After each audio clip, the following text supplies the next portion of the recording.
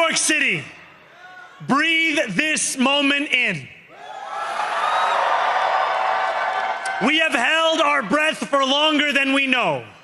We have held it in anticipation of defeat, held it because the air has been knocked out of our lungs too many times to count, held it because we cannot afford to exhale. Thanks to all of those who sacrificed so much, we are breathing in the air of a city that has been reborn.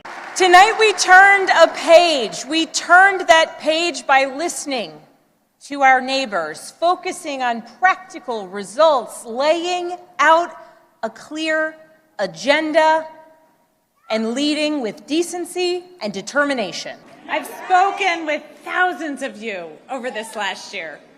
I know your struggles. I know your hopes. I know your dreams. So serving you is worth any tough fight I have to take on, and I am incredibly honored to be your next governor.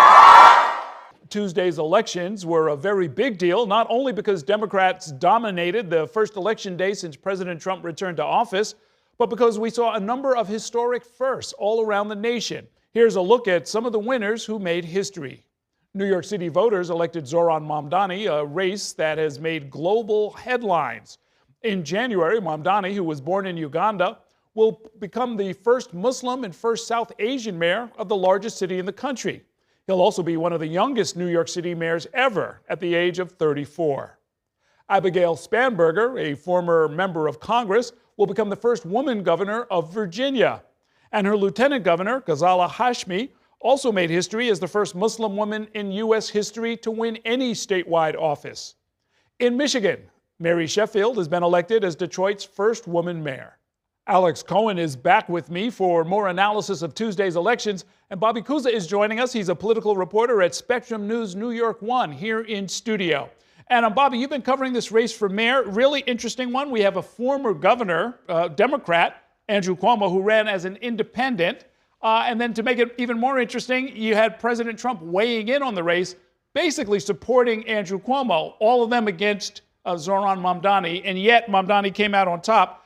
To what extent did this end up being at least partly a referendum on President Trump? Well, it's interesting because on the one hand, you saw Cuomo and Mamdani both saying that they were the ones who could stand up to Trump, because of course we have seen Trump threaten funding to New York City. I mean, he has actually tried to block funding to New York City and threatened to send federal troops into New York City if Mamdani won. So they were both asked repeatedly on the campaign trail, how would you deal with this? How would you fight back against the Trump administration? On the other hand, what we saw happen in the last couple of weeks of this race was really interesting. We saw Andrew Cuomo appealing directly to Republicans. He was appearing on Fox News. He was appearing on conservative radio and podcasts and making this appeal to them, saying that Mamdani was dangerous for New York and trying to chip away at that Republican base, because there was a Republican nominee in the race, Curtis Sliwa, but he was sort of playing a spoiler role, or at least that was the argument. So Cuomo, got this sort of quasi-endorsement from Trump. He said, well,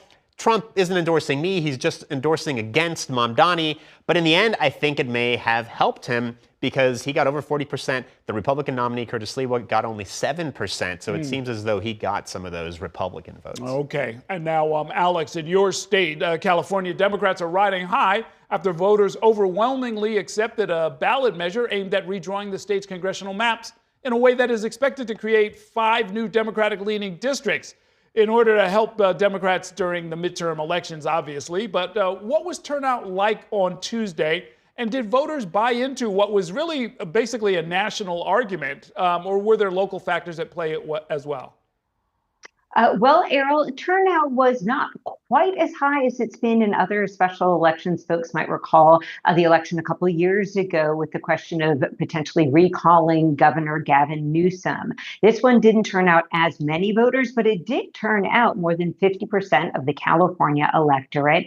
And I think this was very much a referendum on Donald Trump. And to be honest, not too many local factors involved here. Governor Gavin Newsom was actually not quite sure at the beginning when they were first first talking about this, whether or not Democrats here would have the appetite for this. Voters here overwhelmingly approved the idea of this independent redistricting commission many moons ago, and people weren't too sure about this at first. But as the weeks and months went on, they were able to bring in a lot of money, including from outside of California, and this really became the referendum on Donald Trump, and people are seeing now quite loud and clear how Californians feel about the way politics are being played on the right. Okay, now, Bobby, Senate Minority Leader Chuck Schumer and the House Minority Leader Hakeem Jeffries, they're both New York City residents, both from Brooklyn, just a couple of miles from each other, as a matter of fact. They're going to be leading the fights by Democrats to take back control of Congress if they possibly can. But explain how that national effort is being complicated by the rise of Zohran Mamdani, who's going to be the next mayor of New York. I mean, we've seen this for months because both of them were reluctant to even endorse Mamdani, even though he was the duly elected Democratic nominee for mayor. And in fact, Chuck Schumer never even said whether he voted for Zohran Mamdani in the election on Tuesday. So, I mean, you already see Republicans trying to weaponize Zohran Mamdani. I mean, we saw it even just today when Elise Stefanik, upstate Republican congresswoman, announced she's running for governor of New York, and she's trying to tie Mamdani to the incumbent, Governor Kathy Hochul. And just yesterday, we saw Mike Johnson, the Speaker of the House, talk about the fact that, Mamdani is now the leader of the Democratic Party. He talked about this communist wave that is taking over the party. So they think it's winning politics for them to tie moderate Democrats to Mamdani. And I think it will complicate Schumer and Jeffries' lives because he is seen as this extremist, right? Because he is a Democratic socialist, and that may not necessarily play well all over the country. Okay. Alex, beyond these big races that we've been talking about, Democrats also did well in a handful of other states. Walk us through one of the other races that caught your eye. All right. I got 3 words for you, Errol.